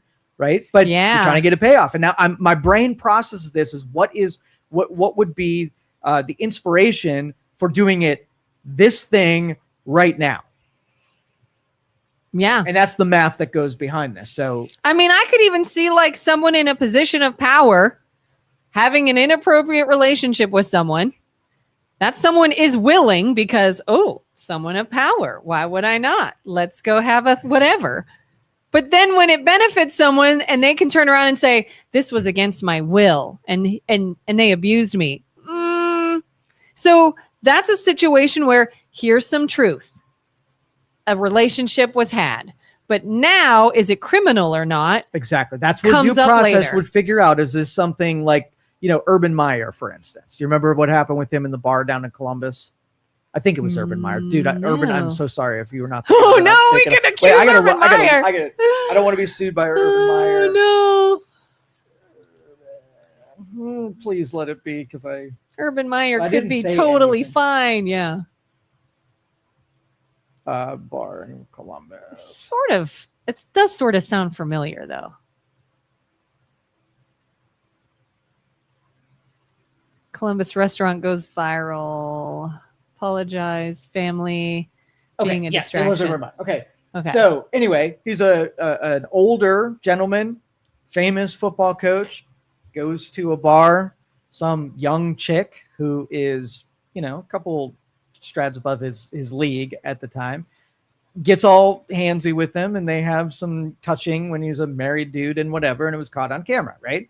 So the attention that people in public get tempted by, when you look at everything that happened, was it just a misbehaving person or was it illegal? Right. Mm-hmm. Well, I could have floated that whole story and said, Urban Meyer sexually assaults a girl at a Columbus bar. Right. Mm-hmm. And due process would have put the entire story through the court system, figured out if this was a criminal matter where the dude should go to jail for it or punishment for it or whatever, or it's just a guy that made some mistakes and his family's not going to be happy about it, but shouldn't be, deprived of his job or shouldn't go to jail or anything like that. And that's where a lot of these things get to hang in it. Do I believe Trump sexually misbehaved throughout his freaking career? I absolutely do.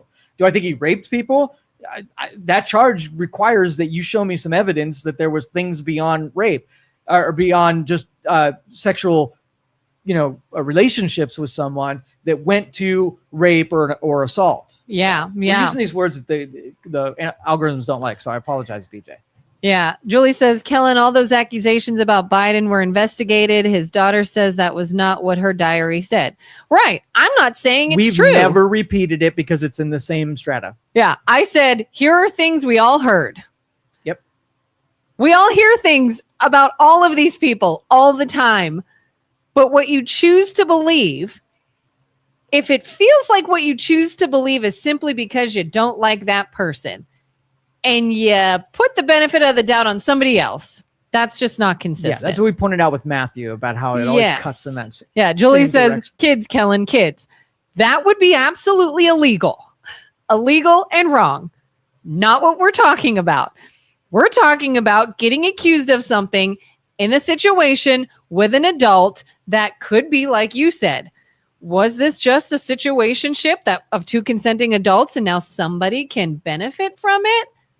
So should we question that? when you look at the timing and who it was and the circumstances around it? Or do you just hear this person's a sleazeball? Because I don't like him. Yeah. The Mike Pence law. I think every politician, I think it should be mandated as a politician, you follow the Mike Pence law. And it's just 2 simple steps, right? Number 1 is you are never in a room alone with a person of the opposite sex ever. Doesn't get in a car, doesn't get into a room, doesn't ever, never will he be accused of having a sexual assault because he's never alone with a woman other than his wife. A lot of doctors do that. As a politician, you might want to adopt that. There is some times where I will see people doing cameras are rolling while they're doing photos with groups of people and whatever.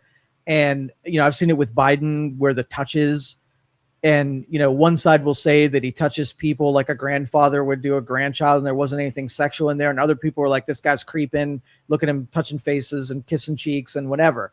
Well, the rule is that you don't do that stuff with people, no matter who they are, except for your family. That would be a second rule, that don't have affectionate touching, whether it be a coworker or a constituent or just somebody taking a photo with you. Keep your effing hands off of people. Yeah, because I was one of those people that would always defend Biden. Oh, what a creeper. He's smelling their hair. He's being whatever. To me, it didn't come off as like a pedo or creepy. But it was too much for a politician. Yes, but to say shouldn't have done anything, fair. Okay. Agreed. You're walking down the street and you meet someone, just whatever, and you introduce your daughter to just a random guy on the street. He comes over and gives your daughter a hug and kisses her on the head. Weird. Is he a creep? Yes. So why is Biden not a creep when he does the exact same thing, but he's just a different? It's inappropriate. For sure. Is it inappropriate for Biden? Do I think it's a pedophile-like move? It may not be. Is it inappropriate? Yes. Okay. So no inappropriate anything. Yeah.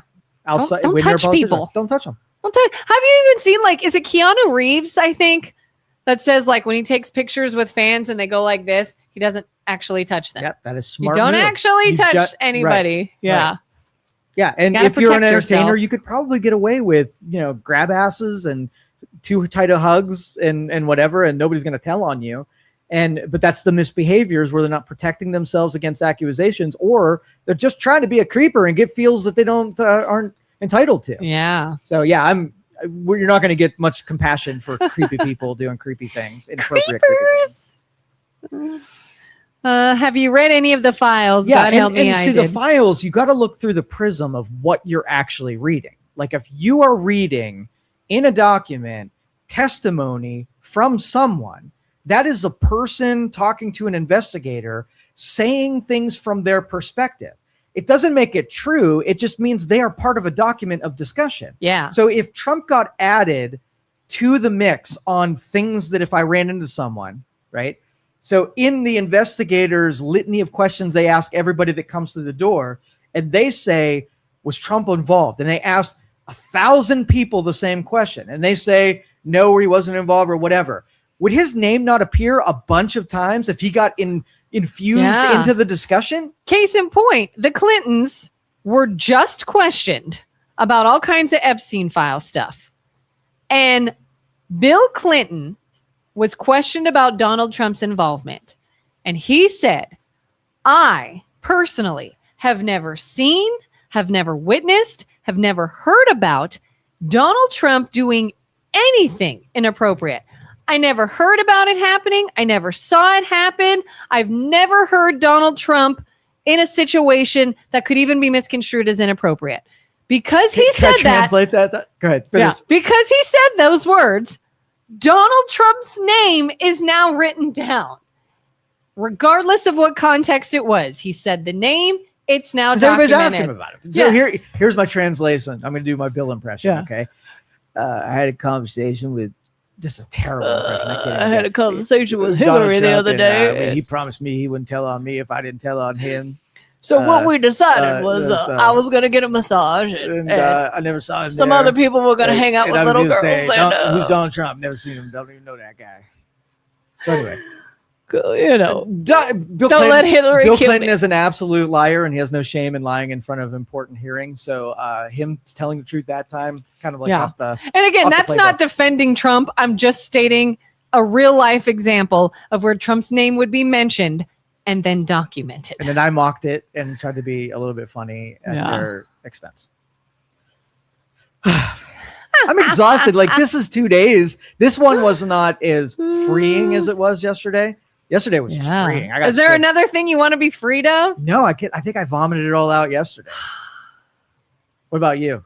Got anything else besides headlights? See, we got the headlights, which, by the way, is let's not dying on today's show. This is a thing. Somebody said something earlier. It made me think of something. What was it? Accusations, diary. Oh, I remember. Speaking of these files, I have not read all of them. Is it true they talk about eating babies? People.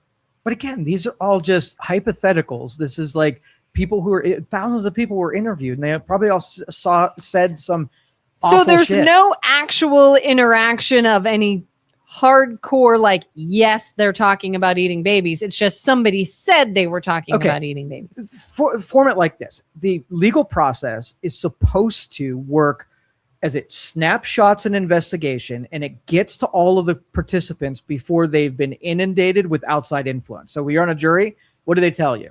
Don't read the news. Why? Because when you read in the news, things might be planted in your head. Yep. You might subconsciously pick up ideas. Yep. So now we had an investigation that happened in 2006, right? And now we're talking to people in 2026. Yeah. How many outside influence have permeated people's brains? And now they're talking about shit that if you hit them on day 2 of the investigation, you'd have been talking about perspectives that happened just yesterday instead of 20 effing years ago.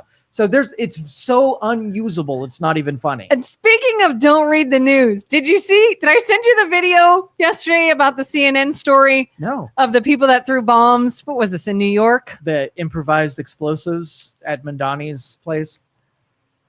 Yeah. Was that like young, this guy, he goes, I opened up, was it CNN the other day? And he's so funny the way he delivered this. He's like, and it says, 2 young college-age kids or 2 young Pennsylvania, whatever, were out on enjoying the weather in the city on an unusually warm day. Oh, wow, how nice. What happened?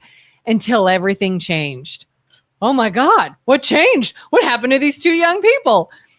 And it was the story of the 2, Muslim protesting, whatever. They threw bombs. Do you know what I'm talking about? Yeah, at the turning point. They threw bombs, yes. And he said, wait a minute, how did this story start off so, story-like and presenting until everything changed? So, they were the victims, the terrorists were the victims? And That it was awesome. like, because had you said 2 Muslim extremists that threw bombs at a protest would have painted a totally different picture than this ridiculousness. And I'm just like, wow. And that's why they would say to a jury, you can't watch the news, don't read anything. Yeah, so I do a lot of data sorting categorization for a living, okay? And I have to write extremely sophisticated formulas to be able to take data that happened at different times and weight its accuracy over a period of time, right? So if I were doing the whole Epstein list, and I would look at the investigations that happened beginning of it versus the end of it. And so let's just say I wanted to look at how often Trump was mentioned in it. Would it be more valuable to look at the investigation transcripts before Trump was president, or would it be more valuable after a lot of people hate him and want him to be tied with Epstein? So I would take any mentions of any transcript that were authored after 2016 and give them a weight of 0.1. And anything before there was a reason to mention Donald Trump, I would give it a value of 10 times that. So I'd be interested, in 2008, give me the Trump count when he wasn't on the radar. Because if he's in there and there's not a real politically expedient reason for him to be there, that's high value. Yeah. Here in 2020, if you mention Trump and whatever, it almost means nothing, because how many people are lining up to lob his name in the conversation because it hurts Trump. And anybody saying, how could you just ignore this fact that is a big deal, his name's out there, I would say, you created that. 100%. You created that doubt. That's the when felony you called thing. Wolf over every other dumb accusation. All right. I think they are here. I think that the hearings are Wait. What? I think that the hearings are a good cause. A lot of the stuff with the Epstein files, the statute of limitations here ran out. Yes, they did. They could either have said they can't do anything with them because of the hearings, never do anything with anybody. Yeah, the statute of limitations is gone. Most of the incriminating data was already destroyed. The theater of just going through these files are just a rehearsal because it was forced upon. There's nothing that's going to come out of this except for we're going to get to the end and still be thirsty for real information that we're never going to get. And the people who should have gone to jail have escaped it, and they're never going to go to jail. There's the end. The Trumping in there 38,000 times is the new Trump is a 34-time felon. Yes. And we'll never have any actual answers. And it's going to be just this political, emotional appeal so that we don't ever actually look at anything anybody in office truly does wrong because we're too busy fighting over the nitpicky stuff. Stuff that we'll never do anything about. So you can just chalk it up that Joe and Kelin were right from the very beginning of this. We've always said we will never, ever know says no, the stuff. No, but dogs and cats were eaten. LOL. Dogs. They're eating the dogs. They're eating the cats. Do you remember that? Yes. That was another thing where I realized media was changing things to push their agenda. When they accused J.D. Vance of making up. J.D. Vance admits to making up the eating dogs and cats story. And that's not what he said. He said nobody was talking about this until we said it. This wasn't a news story until this was said. We made it up entirely. Do you believe they were eating dogs? I don't know. Maybe. Do they eat dogs or cats? Okay, well, if you're in a city and you don't have any food and Fido comes running along and you haven't eaten in a while, I mean, it's not out of the realm of possibility that it might be your lunch. Maybe, culturally that they eat dogs and they were like, oh, a meal came to me. This is fantastic.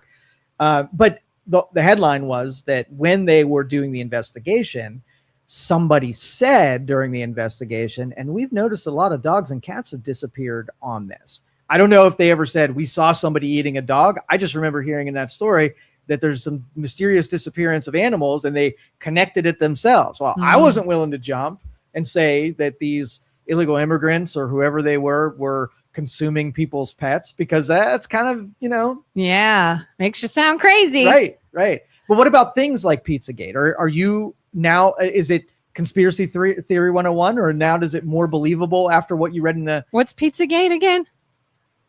I don't know if I know Pizzagate. Really? What's Pizzagate? I don't know if I want to bring it up because then I'm going to be thrown in the conspiracy. So basically I'm going to give you the somewhat diluted down summary of Pizzagate. Okay. It is a conspiracy theory where there's a cabal of important people that did ritualistic things like child sacrifice and drinking of blood. And they used terminology that applied to food, like pizza, like different things. And they talked code about the things they were doing so they never got out there. So Pizzagate was an accusation that child sacrifice, ritualistic, really nasty, satanic bad stuff. rituals. And then you watch some of this stuff being talked about in the Epstein files where they are referring to things like, hey, are we going to go get our pizza?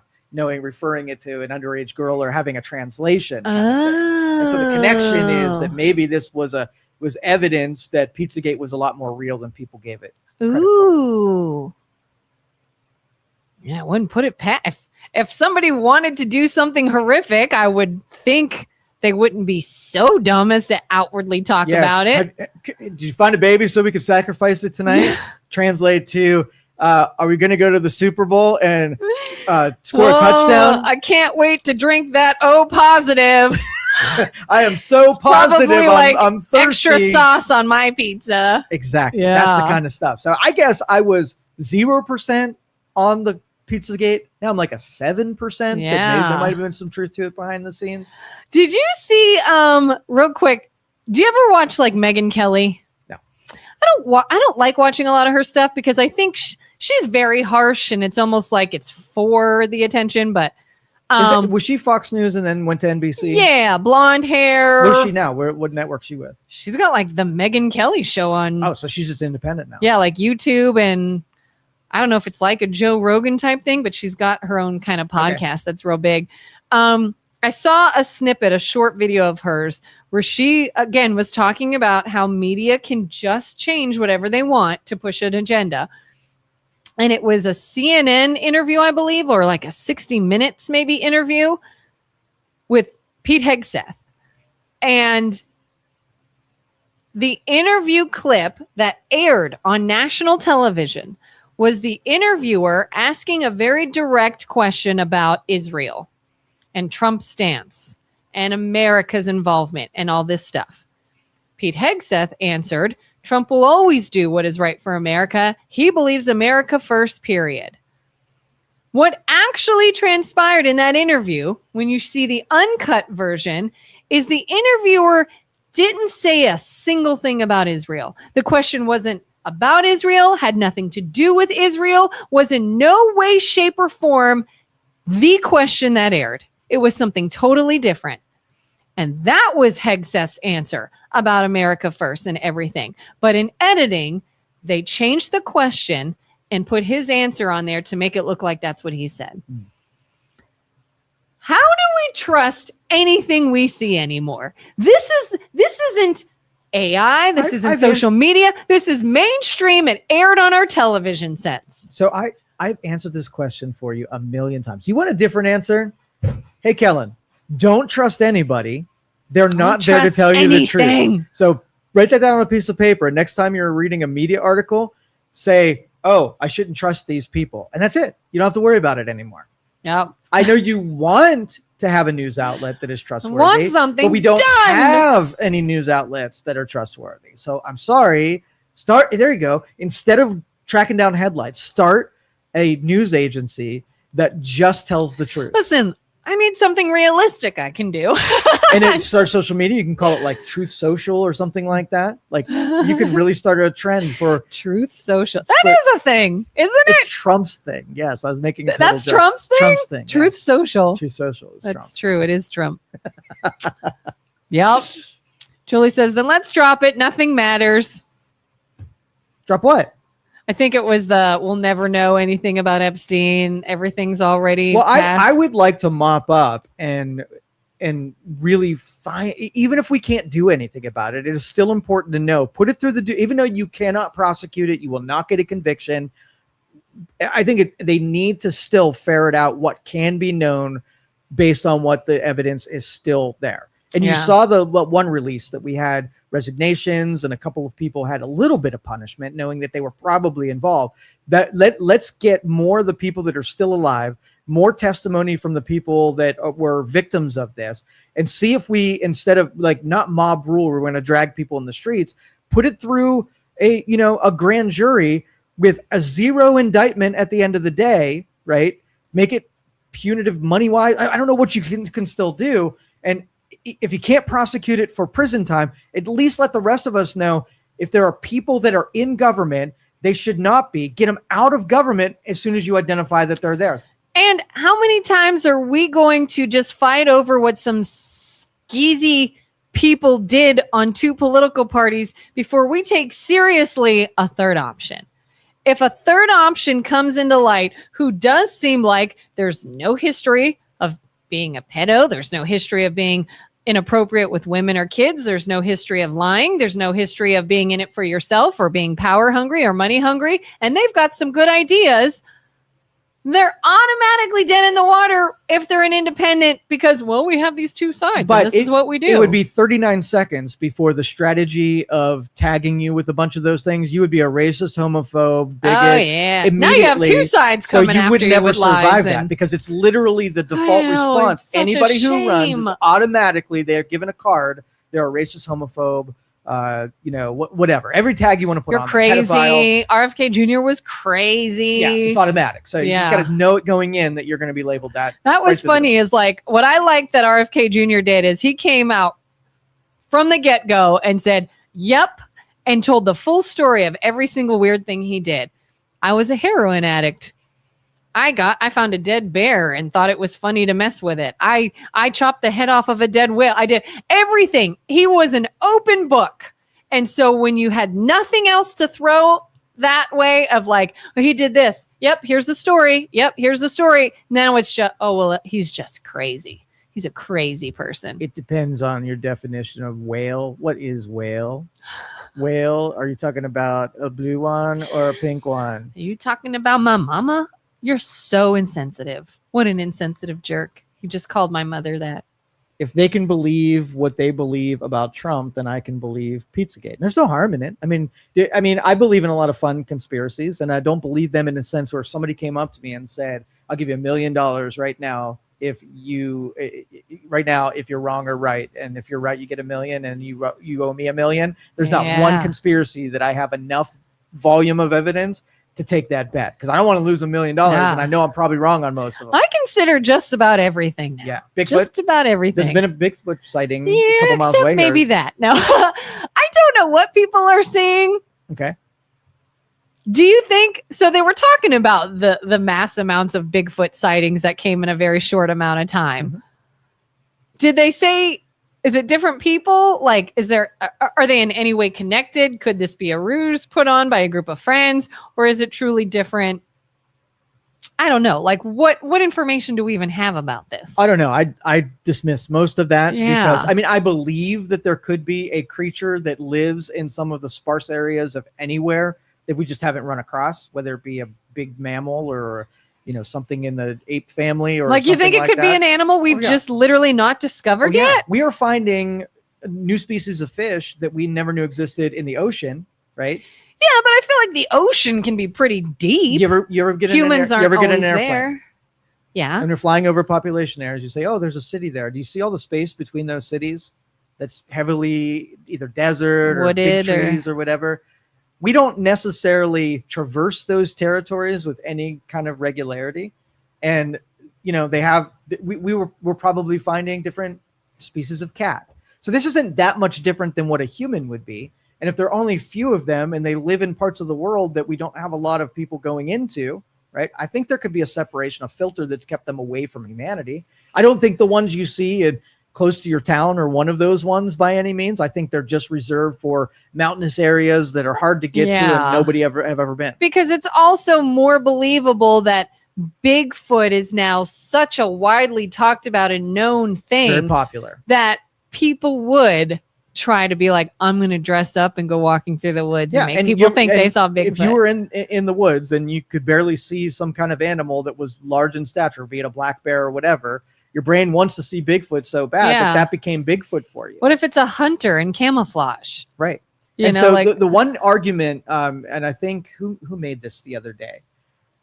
Anyway, we have more sophisticated technology in infrared and cameras. We have eyes on everything. So your simple cell phone could make a high resolution image or video of anything. If people really had run-ins you get run-ins of people eating a cheeseburger on a regular basis. You whip out your phone and you get lots of video, right? Mm-hmm. If you think that a hiker in the woods didn't see Bigfoot and took a camera that had more than 8 pixels for the image, you're crazy. So with as many, and again, if there's no hikers and people don't usually go there, and you're rappelling or scaling mountains, you're not going to have your phone there. So even if you said you saw it, you're not going to have imagery. So that's the last bastion of hope that Bigfoot is real, that the places that he lives that nobody really goes to or prepared to take pictures when they're there. Brian says, Luke was in the same basic area as the Bigfoot sightings, wasn't he? LOL. And he and I really, we contemplated creating a hoax with Bigfoot. And we were going to do it. We're going to rent a Bigfoot costume, dress Luke up, and have him peek out and come out of the tree line along Interstate 80. That's a good way to get shot. He said, what if someone shoots me for the trophy that is a Bigfoot? Somebody pulls off the side of the road, sees you, boom, takes aim at you, you're dead. He comes, grabs your body, and now it was Luke in a costume. That's why the only reason we didn't do it. Here's something I thought about. 1, yes, a human would get shot. 2, if somebody found, shot, killed, captured Bigfoot, an actual being animal of which we know nothing about, and we have, holy crap, look at this thing, let's study it. Should that be legal? To kill Bigfoot? Yeah, to kill an animal just to say I wanted to see it. Like, you just ended this rare species life because we wanted a closer look at it?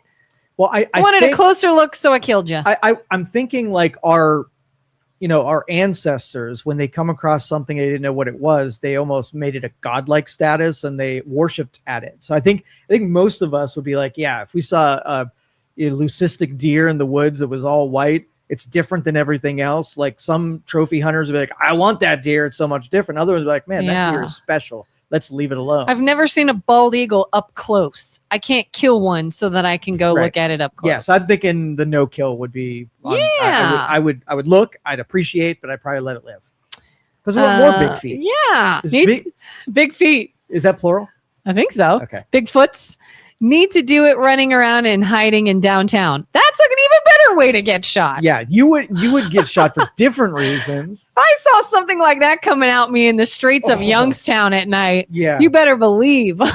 Well, if you did it downtown, I would trank you. I would not kill you. Well, that's good. All right, let's get out of here for today. Good one. Thanks for letting us vent. Have a good one, everybody. Thank you for listening to this show on Youngstown Studio. This is original Youngstown content. Feel free to share our videos and tell your friends about us. Don't forget to subscribe to our YouTube channel and